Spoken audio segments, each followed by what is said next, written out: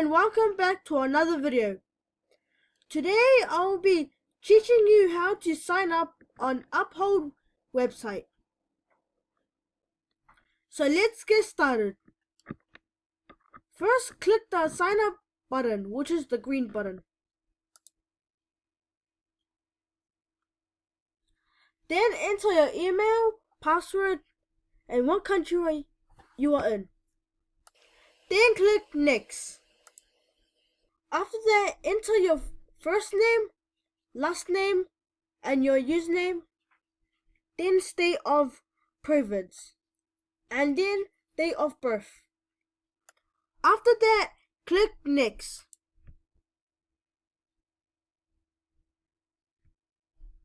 It will say confirm your account. So I'm going to end the video right here. If you like this video, subscribe to my channel, like this video, and comment down below what you like. Don't forget to go to the Weaves Coins website to find more information.